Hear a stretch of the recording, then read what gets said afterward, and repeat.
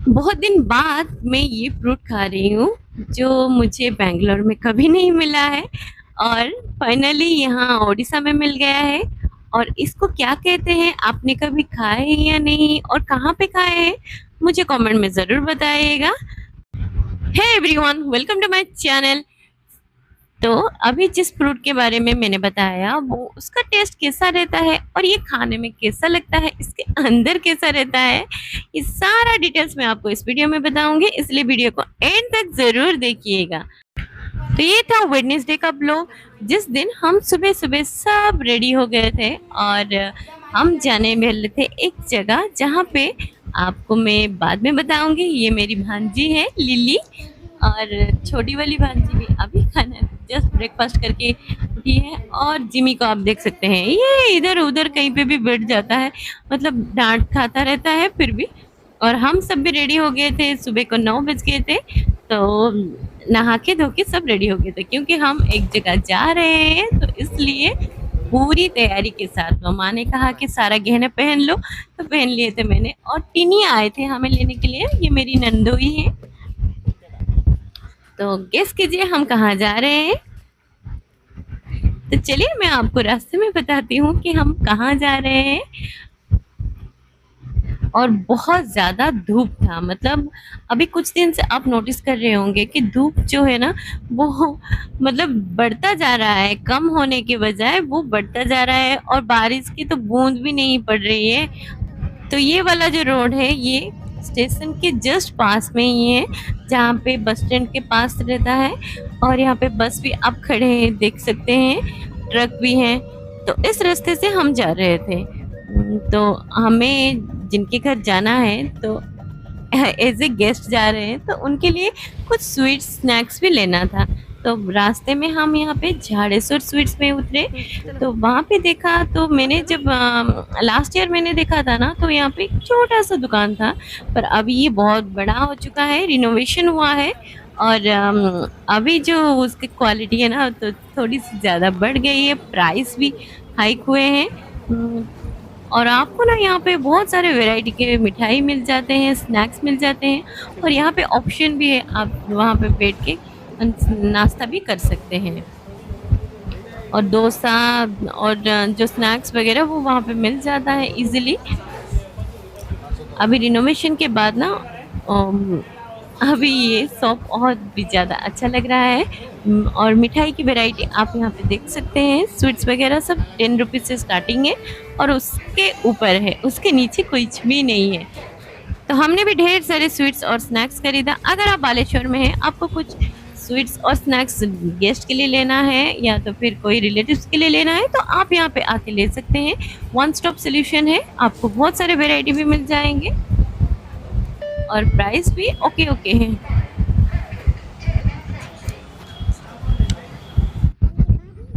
तो उसके बाद हम हाई रोड से होके हुए चल दिए गांव की तरफ। हम एक गांव जा रहे थे, और जैसे ही आप टाउन से गांव की तरफ आएंगे ना, आपको थोड़ा सा चेंजेस लगेगा, इतना धूल मिट्टी बिल्कुल भी नहीं लगेगा। और ये एक प्लस पॉइंट है जब आप गांव की तरफ आते हैं। तो ये एक प्लेग्राउंड जो है ना, तो यहाँ पे मेरी नंदोई टीनी बचपन में खेला करते थे, और उसके पास जो स्कूल है ना, यहाँ पे उनकी एजुकेशन हुई है। तो ये उनकी बचपन की स्कूल है। तो जाते हुए हमें बता रहे थे कि इसी स्कूल से उन्होंने अपनी पढ़ाई ख़त्म की है, और उसके बाद यहाँ पे हॉस्पिटल है और बहुत सारे कुछ दिखाते जा रहे थे। हम सिर्फ देखते ही जा रहे थे। तो मैं यहाँ पे पहले भी आ चुकी हूँ और बहुत साल बाद यहाँ पे फिर से आ रही हूँ। जब मिमी छोटा था ना तब मैं यहाँ आई थी। तो फाइनली मैं बता देती हूँ, हम जा रहे हैं मेरे ननद के ससुराल। तो इसीलिए हमें मेरी नंदोई मतलब टीनी हमें लेके जा रहे हैं साथ में। और मेरी ननद जो है ना वो बारीपदा में है, उनका स्कूल है इसलिए वो नहीं आ पाई।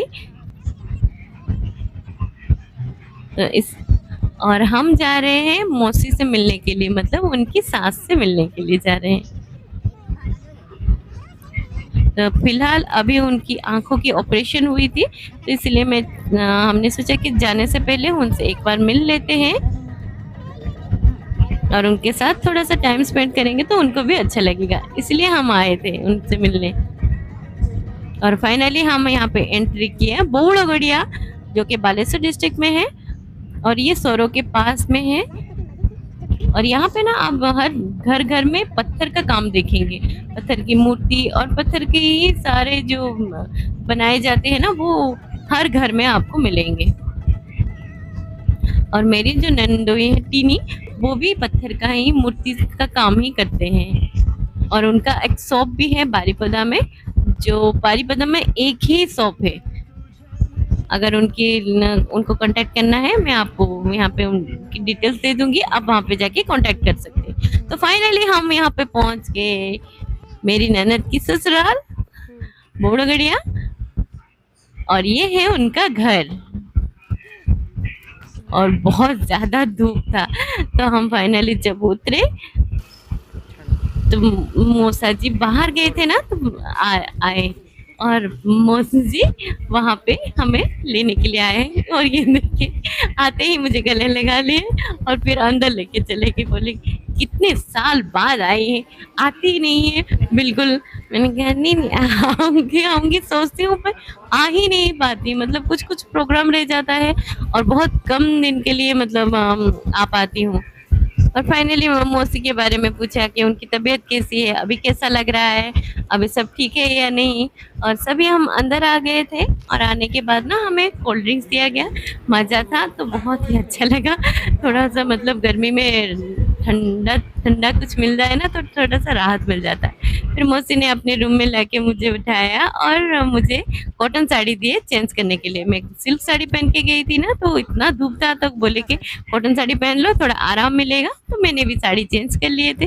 उसके बाद मैं चारों तरफ घूम के देख रही थी कौन सा पेड़ लगा है। और ये ना है व्हाइट जामुन, आपने तो काला जामुन देखे होंगे, पर ये व्हाइट जामुन का पेड़ है जो मौसा जी ने लगाए हैं। और वहां पे ना फ्रूट्स भी आए थे। और ये है बेर का पेड़, ये बहुत ही मीठा बेर देता है। और बहुत सारे मतलब सब्जी वगैरह भी यहाँ पे उन्होंने उगाए हैं, जैसे कि साग सब्जी हो, बैंगन, और बहुत सारे वेजिटेबल्स लगाए हैं। और ये लीची का प्लांट है। मैं आते ही मौसी ने मुझे केला और लीची दिए, तो इतना मीठा लगा मुझे, तो मैंने पूछा कि कहाँ है लीची का पेड़, वो यहीं पे दिखाए।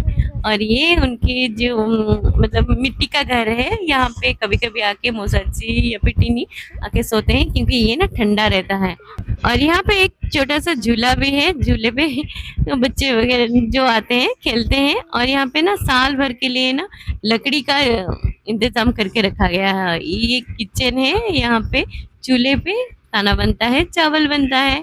और ये एक मतलब घर का किचन रहता है। और घर के पीछे की तरफ ना एक तालाब है, जहाँ पे ना हर वक्त ग्रीन जैसा दलदल भरता रहता है। और यहाँ का पानी कभी क्लीन नहीं होता है, मैं बहुत बार आई हूँ, देखी हूँ। और ये उनकी अंदर की तरफ है। और ये टिनी और मेरी ननद का रूम है। तो यहाँ पे आप देख सकते हैं जानू और मिमी जिमी दोनों यहाँ पे सोए हुए थे, और मैं नहीं सोई थी, तो मैं इधर उधर घूम के हर जगह देख रही थी, क्योंकि बहुत साल बाद में आ रही हूँ, तो कौन सा चेंजेस हुआ है, क्या क्या हुआ है, सब यहाँ पे देख रही थी। और फिर लंच टाइम हो गया था, और मौसी ने ना 11 बजे तक सारा खाना सब रेडी कर लिए थे। और मैं भी मौसी के साथ बैठ के वहाँ पे खाने लग गई थी। और खाने में बना था देसी चिकन, और उसके साथ भिंडी आलू फ्राई, साग, आम, पापड़ और आलू भट्टा, उस तरह से बहुत सारी चीजें बनी थी। फिर शाम का टाइम दोपहर को हम खाना खा के सो गए थे, और उठने के बाद थोड़ा सा चाय पिए, और उसके बाद टाइम हो गया था, तो फिर हम निकल लिए, क्योंकि हमें घर भी जाना था। तो मौसी जी डांट रही थी कि तुम आती हो, हर बार रुकती नहीं हो और हर बार चली जाती हो। मैं अगली बार जब भी आओगे तो 2 दिन तक रुकना। मैंने कहा हाँ हाँ पक्का मैं रुकूंगी, इस बार तो नहीं होगा, क्योंकि बहुत जल्दी हम जाने वाले हैं, इसलिए बहुत सारा काम भी बाकी है। तो फिर हम आ गए। तो फिर मौसी ने कहा कि रास्ते में जाते वक्त ना जामरुल ले लाना। तो जामरुल जो रहता है ना, वो वाटर एप्पल कहते हैं, और उसे पानी का एप्पल भी कहा जाता है। तो यहाँ पे वर्कशॉप है, जो जहाँ पे पत्थर का काम होता है, और एक ही जगह पे हर मूर्ति स्टेच्यू और जो समाधि यहाँ पे बनाए जाते हैं, खुदाई करके बनाया जाता है, तो डस्ट एलर्जी जैसा रहता है ना, तो सब मास्क पहन के यहाँ पे काम करते हैं। और वहाँ पे बहुत ज़्यादा धूल भी था, मतलब जैसे कि पत्थर का काम होता है तो खुदाई जब करते हैं तो बहुत सारा धूल भी उड़ता है। पर आसपास में ना जामुन का पेड़ था, तो टीनी भी वहाँ पे चढ़ गए। मतलब वहाँ पे एक हमें बोले कि जामुन अभी तोड़ के देता हूँ, पर शाम हो गया है, इतना ज्यादा दिखाई नहीं दे रहा था। टॉर्च डाल डाल के हम एक एक करके जामुन तोड़ रहे थे। और टीनी ने भी बहुत सारा जामुन पॉलिथीन में भर के दिया। और ये देखिए, जब हिला रहे थे ना पेड़ को, तो कितना सारा जामुन वहां पे गिर भी गया था, और इतना मीठा था, तो पेड़ से तोड़े और बोले कि खाओ। फिर हमने बिना धोए ही खा लिए थे, बोले कि पेड़ से तोड़े कोई प्रॉब्लम नहीं है। फिर अच्छा भी लगा था, मतलब बहुत मीठे थे, जूसी थे। और अंदर मतलब क्या ही बताऊं कि कितने साल बाद खा रही हूँ ना, तो फिर मुझे बहुत ही अच्छा लगा था। और भी बहुत सारे बहुत मतलब वो माने ही नहीं। एक पॉलिथीन मैंने कहा कि हो जाएगा, फिर बोले कि नहीं नहीं, अब आए हो तो और एक पॉलिथीन लेके जाना, मतलब 2 बैग भर के दिए थे हमें ये जामुन। तो आप मुझे बताइएगा कमेंट में कि आपने ये फ्रूट्स कभी खाए हैं, और खाए हैं तो कहाँ पे खाए हैं और कब मिलता है, ये सब मुझे बताइएगा डिटेल्स में। जनरली हमारे यहाँ ना सावित्री व्रत के टाइम में ये फ्रूट्स बहुत मिलता है, बहुत। तो हमने भी ये लाए थे कि सावित्री व्रत के लिए हम रखेंगे और पूजा में इसको लगाएंगे। और पास में एक आम का पेड़ भी था, जहाँ पे टीनी हमें दिखा रहे थे ये बहुत मीठा आम है। मैंने कहा कि ये जब पकेगा ना तब हम नहीं रहेंगे, और बोले कि अगली बार आएंगे तो ये पक जाएगा। तो ये जो वर्कशॉप है ना, यहाँ पे पत्थर की मूर्ति का काम किया जाता है, समाधि बनाया जाता है और स्टेचू बनाया जाता है।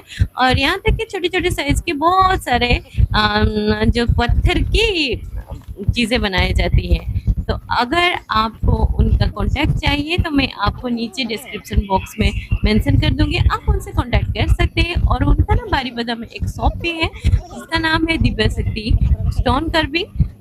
आप जाके वहाँ पे भी उनके डायरेक्टली कांटेक्ट कर सकते हैं, उनकी शॉप से भी परचेज कर सकते हैं। और उनके पास पत्थर की बहुत सारी चीजें भी हैं, अगर पत्थर की बनी हुई जो बाउल भी रहती है, प्लेट भी रहती है, वो सब भी मिलता है। शिवलिंग वगैरह भी मिलता है। अब मंदिर के लिए कुछ चाहिए तो मार्बल का काम भी वो करते हैं। बहुत सारे ऐसे वैरायटी रहते हैं। और बहुत जल्दी मैं आपके साथ दिव्य शक्ति स्टोन कर्विंग की भी शॉप के बारे में भी आपके साथ शेयर करूंगी। और जी मैं ना एक एक करके वो मूर्ति देख रहा था, और मतलब वहाँ पे ना स्टोन को इस तरह से हिला रहा था। मैंने कहा कि टूट जाएगा, बहुत बारीकी से काम हुआ है, तुम एक जगह कहीं पे नहीं बैठता, मतलब उसको कुछ ना कुछ करना है। हाथ में कुछ पकड़ा दो तभी जाके वो चुप रहेगा, नहीं तो फिर उसको इधर उधर कहीं पे भी उसका जहाँ पे मन करेगा कुछ ना कुछ तो बदमाशी करता ही रहेगा। फिर ना और भी रात हो गई थी और हमें घर जाना था, और टीनी हमें लेके दिए एक पॉलिथीन भर के जामरुल। फिर उनका मन नहीं भरा, फिर बोले कि और भी वो वहां पे तोड़ने लग गए। तो मैंने कहा कि रात हो गया, छोड़ दीजिए, कोई बात नहीं, हमें इतना ही हो जाएगा, बहुत सारा है। फिर बोले कि नहीं, और एक पॉलिथीन ले लो। फिर 2 बैग भर के हमें यहाँ पे जामरुल दिए थे। और सच बताऊं तो उसका टेस्ट तो बहुत अच्छा था, मतलब पानी पानी जैसा लगता है वो तरह सा नहीं था, जूसीले थे और मीठे भी थे, और उसके अंदर नसीब नहीं थे, और बहुत ज्यादा अच्छा भी लग रहा था। हमने तो कार में जाते जाते ही एक बैग से आधा कर दिए थे, और बाकी के जो बचा कुचा था वो घर लेके गए थे। मतलब इतना ज्यादा टेस्टी लग रहा था कि हम बोले कि अभी खा लेते हैं, बाद में कभी टाइम होगा नहीं होगा फिर रह जाएगा। इसलिए जब भी मन करे ना तब खा लिया कीजिए, बाद में कभी नहीं होता है टाइम। बाद में ना कुछ काम बढ़ जाता है, कुछ ना कुछ खाना बन जाता है, तो ये सब रह जाते हैं। फ्रूट्स वगैरह जितना फ्रेश खाएंगे उतना ही अच्छा रहता है। फिर बहुत रात हो चुकी थी, तो हमने कहा कि हम घर चलेंगे, क्योंकि 7 बज गए थे। फिर पहुंचने के लिए भी हमें डेढ़ रात हो जाएगी, 1 घंटा तक लग जाएगा। और टीनी को जितना बोल रहे थे कि आप आज रुक जाइए, मेरी तो भांजी भी है घर में, तो उन्होंने नहीं माने, बोले कि मुझे घर जाना है। तो रात को हम डिनर फिनर करके फिर टिनी घर चले गए थे बारीपदा। तो ये थी हमारी वेडनेसडे की ब्लॉग। आप सबको कैसे लगी मुझे कमेंट में ज़रूर बताएं। सो फिर मिलते हैं नेक्स्ट ब्लॉग में, तब तक के लिए stay healthy, be happy, bye bye.